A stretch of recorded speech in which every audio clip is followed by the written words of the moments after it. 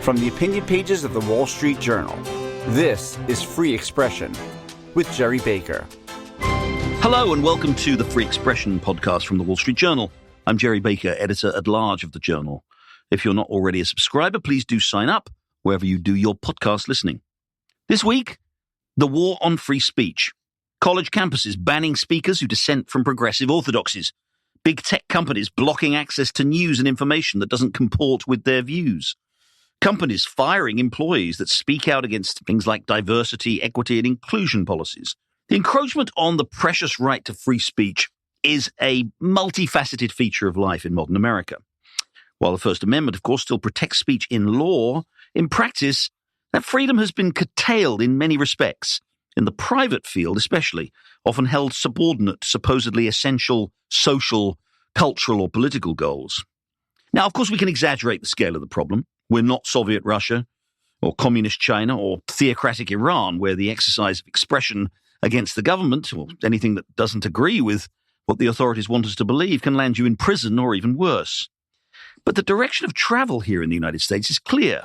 And it's not, of course, the first time this has happened. Throughout America's 240-year history, we've seen other periods where we've seen this kind of repression of free speech. Well, my guest this week argues, with a very timely book, that this is a dangerous moment for the country. He makes a passionate case for free speech in this book. Jonathan Turley is professor of law at George Washington University, the author of many books and articles, and a frequent commentator on legal matters in the Journal, on Fox News and elsewhere. His new book is The Indispensable Right, Free Speech in an Age of Rage. He charts the development of the idea of free speech and its practice and its suppression, occasionally on and off throughout American history. He explains what's gone wrong recently in the last decade or so and why it is so important that we work to push back. Jonathan Turley joins me now. Jonathan, thanks for joining us on the aptly named Free Expression podcast. Thank you very much, Gerry. It's a great pleasure to be with you. I want to get on to the topic of your book, obviously, mainly, and this very important question of free speech and what's happened to it and how we preserve it. But can't have you on without turning to the inevitable topic of politics and the law and everything we've seen in the last few weeks and months, particularly, obviously, Donald Trump's conviction in the Manhattan trial. Also, we obviously saw last week, of course, Hunter Biden's conviction in a Delaware court.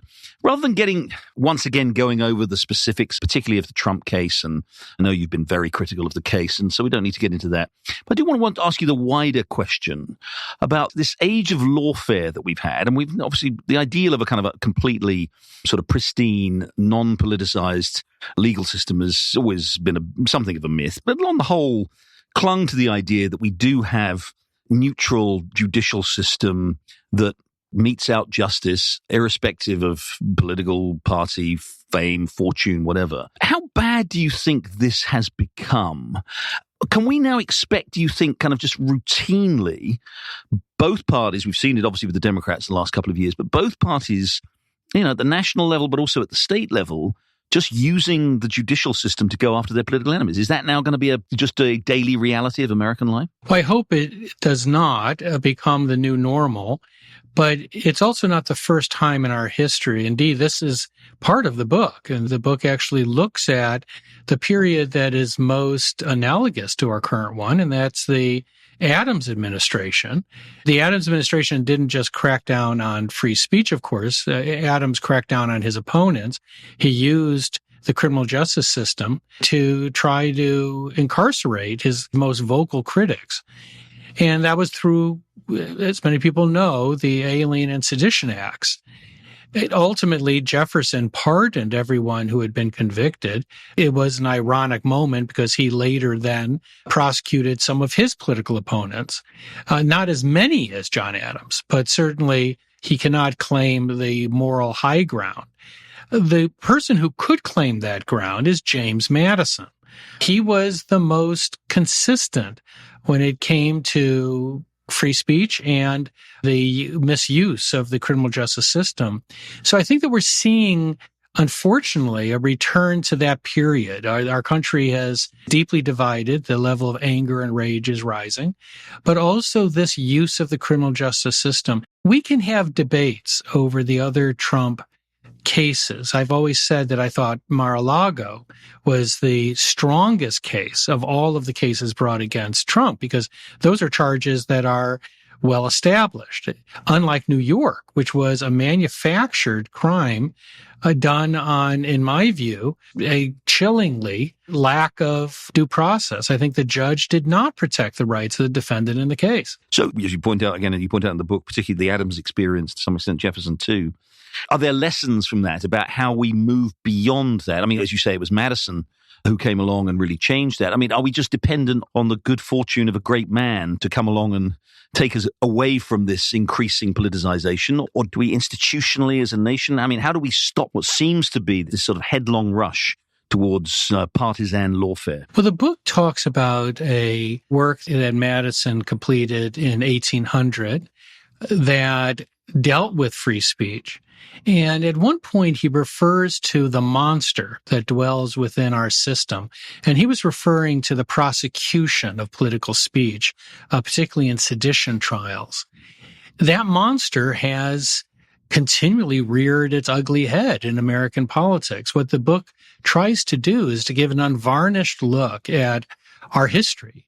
You know, we are justifiably proud of our commitment to free speech. This country is still the greatest protector of free speech in the world. But we have a checkered history.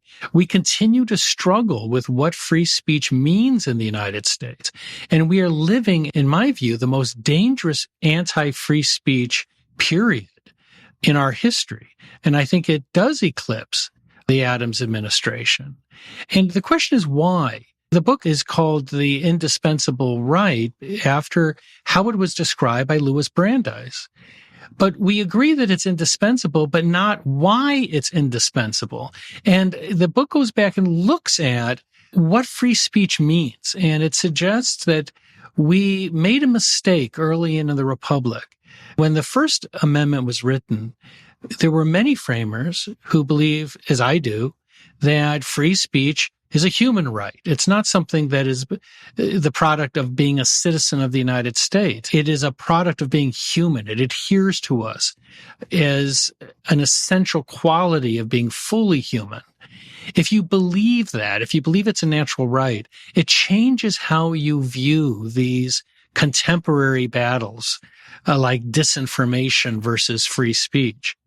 And the other analogy here, Gerry, that's interesting is when I went back and looked at a lot of these debates, I was surprised to see many of the same terms being used, like fake news and effectively arguments of disinformation. Today's anti-speech critics pretend that we're facing some existential, unprecedented threat in the form of disinformation. That's just entirely wrong. I mean, that has always been the justification for censorship and blacklisting and prosecutions. I want to get on to some of the philosophical questions and also how we got here. But just very quickly, and you talk about this a bit in the book and you've talked about it elsewhere too, part of this climate that you describe, this free speech in an age of rage, which is the subtitle of your book, do you think the January the 6th prosecution, I mean, obviously there have been hundreds of them, and you probably agree that some of them were fairly clear-cut cases of trespass and property damage, all this kind of stuff. I think you do have some concerns that some of those prosecutions may be part of this criminalizing, or, in a form of, sedition, insurrection, however you want to describe it, but criminalizing what ultimately may have simply been something we should be protecting as freedom of expression. Yeah, I should preface my remarks by saying that I was doing the coverage on January 6th, and I criticized Trump's speech while he was giving it. I disagreed with what he was saying about Pence and his ability to stop the certification. I disagreed with claims being made with regard to the election. But it doesn't matter. Trump had a protected right, in my view, to give the speech that he gave. And I believe every part of that speech is protected speech. As for the people who were prosecuted, they were rioters, not insurrectionists. And I think that there is this litmus test now where reporters are expected to call it an insurrection, which it was not. It was a riot. It was a protest that was allowed to become a riot because there was a lack of security around the Capitol. I remarked during the coverage before the Capitol was taken over that I'd never seen such light security at the Capitol. I was floored as our cameras looked over the Capitol and we saw major entry points being guarded by 4 or 5 bicycle cops. It was ridiculous. So it's not that that excuses the rioters. They should be prosecuted. But the use of the seditious conspiracy charges is really quite telling, because the way that they have redefined seditious conspiracy is to make it virtually synonymous with a host of other crimes. But it's being used for the same reason that sedition was used, to amplify this sort of condemnation of the conduct by suggesting that you're not just guilty of the criminal acts, but you're guilty of the motivation behind them. So they're being charged with obstructing an official proceeding, for example. But then seditious conspiracy is a conspiracy to do exactly that, to stop an official proceeding. But it's not being used in that way. And so even though we haven't used seditious conspiracies a great deal, in my view, we should break the sedition addiction in this country. It would complete the work of James Madison to say that we will punish for overt acts like obstructing an official proceeding or trespass. Most of the people at that protest didn't even go into the Capitol. And most that went into the Capitol did not commit property damage. They were just charged with trespass. Those are relatively minor offenses. There's no evidence that this was an insurrection, as has been widely claimed in the media. Even at the Trump trial, I was next to an NPR reporter who used the term insurrection repeatedly in talking about Trump. As you describe this moment as a very dangerous moment, and you've just said there that you think in many ways it eclipses the John Adams era. My question is, how do you think we got here? We're talking obviously here about January the 6th to some extent, but again, your book, looks at the broader way in which speech is being constrained and suppressed, obviously on university campuses. We're very familiar with that. Big tech companies blocking access to content that supposedly, they disagree with or transgresses some of their norms. Companies, cracking down on employees' rights to say things. It is a pretty widespread phenomenon. Again, we can overstate it, but it does seem a widespread phenomenon, and it does seem relatively recent. Explain how we got here. Well, it is, in my view, the most dangerous period we've ever been in, largely because of the alliance that you just described. We have an alliance of the government, corporations, academia, and the media. That includes institutions that have long been defenders of free speech, like higher education and the press. The reason I think that we have come to this point is that we've been here before, and we've been here during every period in which we were afraid or were angry or were divided. And I believe the reason is because of that sort of original sin that occurred early in the Republic. We had a view of free speech that was magnificent and revolutionary. The First Amendment remains the strongest statement of free speech anywhere in the world. It is so radical even today that law professors are pushing to amend the First Amendment. A professor at my own school has written books on this to change the First Amendment because she says it's excessively individualistic. There's a lot of popularity to that. So it was radical at its time. But what happened is that in a few years, the Federalist judges first, and then later, generations of judges, adopted what I call a functionalist approach to the Constitution and specifically the First Amendment. That is, they defined free speech as necessary to fulfill a function. That is, we protect it because it's good for democracy. And that is certainly true. It's obviously important for democracy. But when you say that you're protecting it because it benefits democracy, it means that you can have trade-offs. It means that low-value speech can be protected to a lesser extent, if at all. In my view, that's wrong. The free speech is more than the sum of its parts. It's more than these insular benefits that it has for democracy. One of the things the book explores is how we are hardwired as a species for free speech. There's actually physiological responses that occur when you're not allowed to speak, not allowed to express, not allowed to create. Actual parts of your brain can shrink from the lack of use. People's level of mental illness and instability goes up. It's because as human beings, we have to project part of ourselves to the world around us, and it comes in different forms of expression. If you take that view, and many early philosophers did, and certainly some of the framers did, it changes how we look at our contemporary problems like disinformation. It's not that you agree with what someone's saying or the value. You know, when a racist like Brandenburg, who was the subject of one of the leading free speech cases, spews his hatred against Jews and blacks and anyone different from himself, all of us recoil. It's not that his speech has value to society. It has value to him. That is, he's projecting his hateful views, certainly, but his views into the world.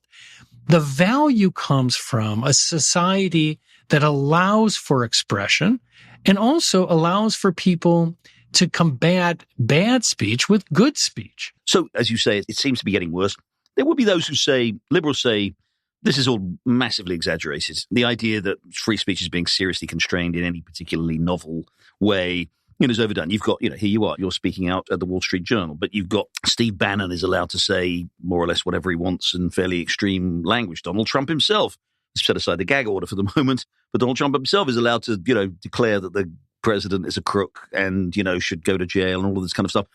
And there are conservative outlets, and there's no attempt to sort of lock them down or shut them down. They maybe don't have as big a mouthpiece as, particularly in the sort of tech companies, but in other words, it's all got up by the kind of the right-wing media. How do you respond to that? Well, that is the favorite mantra, and there's a certain mocking element to it, that just because some of us can write publicly about what's occurring on campuses and in corporations and in Congress, it must mean that free speech is not dead in America. Of course it's not dead in America.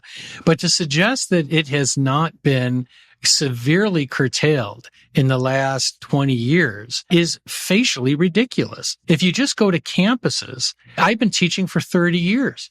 The difference between a campus today and when I began is shocking. I mean, most of our campuses, including my own, have become echo chambers. So faculties run from the left to the far left. Surveys done with the self-identification of faculty show that there's been a purging of conservative, Republican, and libertarian faculty members. Some faculties don't even have a Republican or conservative left on the faculties. They are outnumbered, according to one survey, as much as 30-1 at some universities. This is a country divided down the middle. And yet, people still deny that there is this act of censorship. But also take a look at blacklisting. The problem with this alliance is the technology is here that has allowed a censorship system that is unprecedented in size. The court recently called it Orwellian. You have people who've been blacklisted from social media, barred. You have the cancel campaigns throughout colleges and campuses. It's not that people cannot find ways to speak. It's just that it comes at a much, much greater cost. And if you want to see the face of that, if you want to see where we're heading, walk onto any campus. It is as quiet as a church when it comes to dissent. I mean, I am a dinosaur among campuses. I hear from professors all the time who send me stories. And I say, why don't you write on this? And they're very honest. And they said, because I can't afford it. I had one guy said, look, I'm 56. I want to stay in teaching. And part of the really insidious quality about this free speech movement, particularly in academia, is that they intentionally create a chilling effect. They take away everything that is of value to you as an intellectual. They take away publications, associations, speaking opportunities, everything an intellectual wants. In one case, you had a North Carolina professor who was hounded for years. He had to go to court repeatedly. And then finally, they found out he told a joke at a restaurant with 4 of his friends. And they used that to launch another campaign and got him to resign. And on the last day, where he would give up his teaching position, the last day he would be a professor, he blew his brains out. And what people don't understand is that for an academic to be denied everything you value in an intellectual life leaves you nothing. I'm sure he sat there and realized that everything that he wanted in life was now gone. They know that. And that's why the silence is deafening on our campuses. And that's what we are looking at as they replicate that in society. And your point about free speech having gone from essentially being an absolute right and a principle in itself to a kind of an instrumental right, as you said, a sort of functionalist approach. We're subordinate to other interests such as democracy or whatever you want to call it, or these days people would talk about diversity and equity and in whatever other terms they use. It's a very important one, and it's well illustrated by the way in which there was a famous case, I don't know when exactly, but when the ACLU defended Klan members, on the grounds again that it was their right to free speech.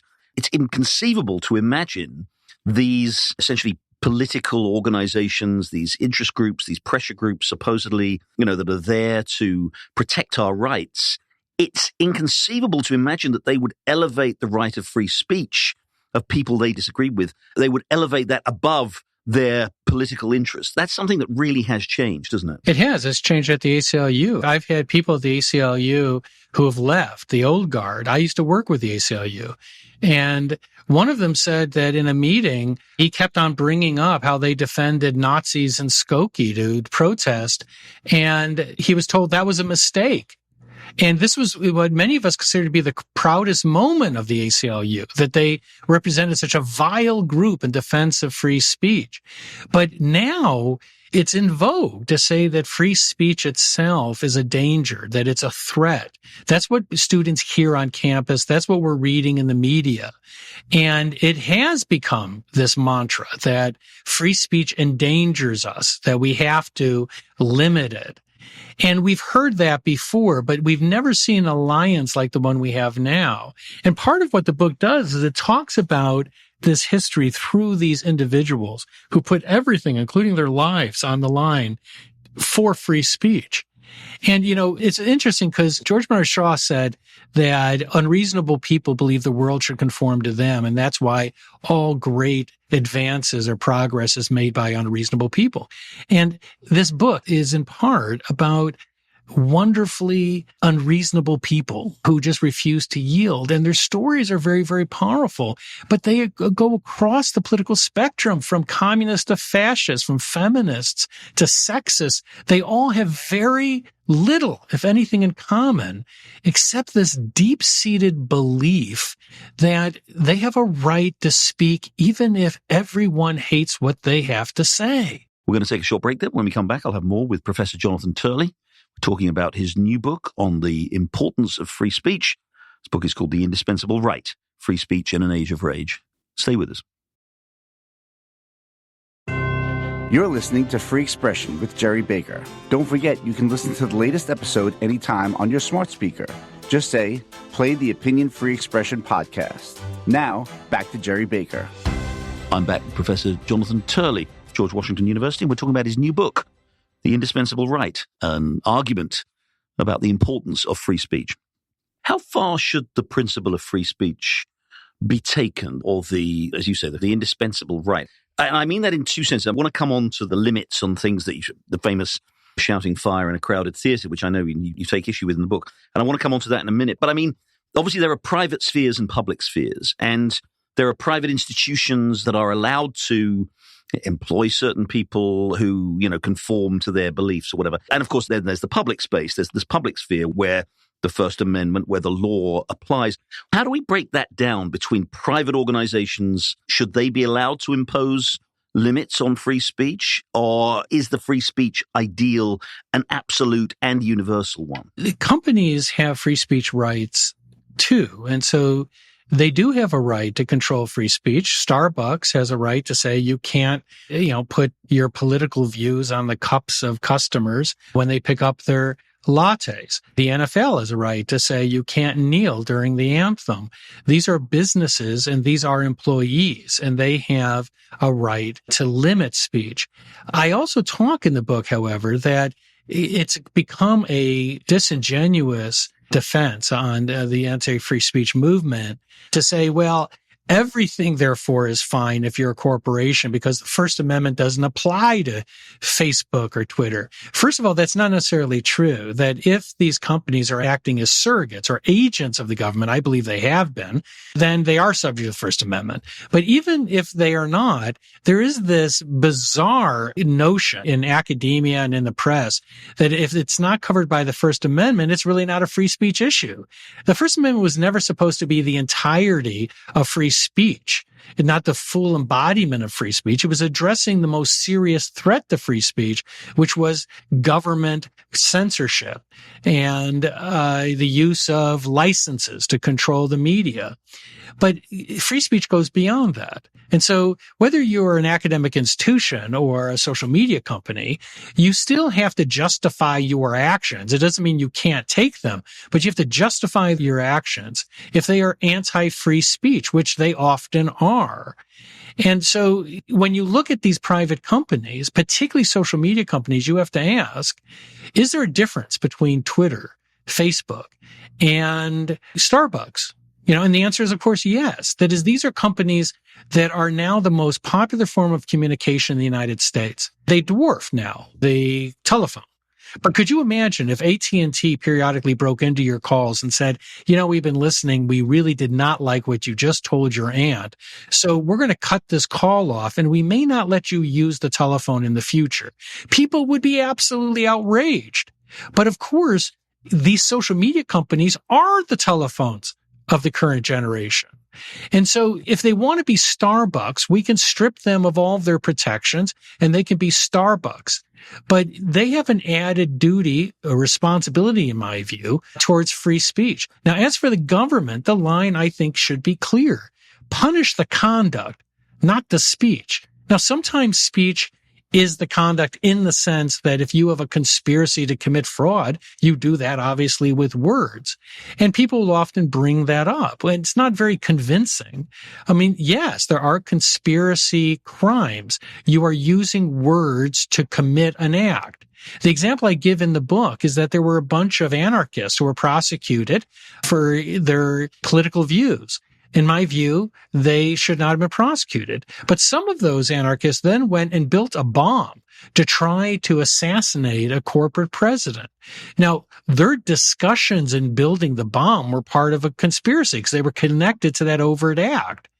That's what they should be prosecuted for, not being anarchists, but all of their efforts to build the bomb to kill the corporate executive. Yeah, it's the actions that matter rather than the words. Are there any limits that are acceptable in your view on free speech? Again, the famous shouting fire in a theatre, or, recent cases we've had those people from the Westboro Baptist Church who go and, loudly protest at service members' funerals and things like that, obviously incredibly offensive and deeply, deeply upsetting, or someone shouting, racist slogans. Is there such a thing as hate speech? Should hate speech be limited? Do you believe in principle and in practice there really should be any limitations on what we can say and how we say it? Well, it is funny, Gerry. People refer to me as a free speech absolutist. There was a time when that was a compliment, but I'm not really an absolutist, as the book discussed. We just talked about limiting speech that is connected to overt acts. We also can punish speech civilly in the form of defamation, because you're punishing someone for speech that is harmful to your reputation and is false. It's not opinion. When it comes to things like Westboro Church, no, I believe the Supreme Court got it right. They are an absolutely disgraceful organization. But I do believe that they have free speech rights to be as obnoxious and hateful as they are. Obviously, there is hate speech, but it is protected. Hate speech in the United States is protected. I was speaking at a conference once to judges, and a judge actually said, well, hate speech isn't protected. And I was floored. And I said, Judge, it is protected. Okay, hate speech is protected by the First Amendment. Now, hate crimes aren't. When people commit crimes, like trying to kill someone, there can be aggravators, there can be enhancements, but hate speech is not a crime. Do I believe that that's correct? Yes, I do. And one of the things I point out in the book is that it never works well to try to destroy ideas by denying speech. And you look at countries like Germany, when I speak with my colleagues over there, I always ask, how's it going? They've been censoring speech since World War II. And I understand why they did it, but they outlawed the symbols of the Nazi regime and things of that kind. They have one of the largest neo-Nazi movements in history. It's flourishing underground. It would have been better to allow that speech to occur publicly, to see who is speaking, to get them in the open, than to do what they've done for the last 5 decades. All right, so what do we do? As you said, we're in this dangerous moment, these constrictions on free speech, again, on multi-level, as you've talked about it, corporate, government, academia, media. What do we do? Write a book and draw attention to it and make the argument as you have. What do we need to do? I mean, you've seen some legislative attempts, right, at the state level to prevent universities, for example, from banning certain speech that they disagree with. Do we need to do more of that? Is there stuff we can do? We should be thinking about at a federal level. It seems such a deeply embedded cultural phenomenon that it seems it's going to be very, very hard to undo. But how do we undo it? Well, that's a great question. And, this book is really something that's been 30 years in the making. And it's a funny thing because I never felt it was ready. I never felt that my ideas could be presented in their totality in a way that I wanted them to be presented. And I finally reached that point where I felt that I had a comprehensive whole. And part of that was the end of the book, which is precisely how we go forward into the future. And I suggest various legislative and other means to try to combat this anti-free speech movement. And we need to do it quickly and we need to do it boldly. One of the things I suggest is for the federal government to get out of the business of censorship. That can be done. We have to ban any use of federal funds to support through grants or other means the blacklisting of individuals or groups because of their political views. It's simple. Just ban it. Now, agencies can still speak in their own voice. If Mayorkas feels that he's being aggrieved at Homeland Security, he can go on their website at any time and say, you're full of it. This is wrong. Here's the facts. What you can't do is to have billions of dollars floating around to attack advertisers and the revenues or to seek blacklisting of your critics. And we've seen Democrats in Congress calling for more censorship. We have people running for Congress on a platform calling for more censorship. So we need to get them out of the business of that. We also need to get state legislators to start saying we're not a captive audience.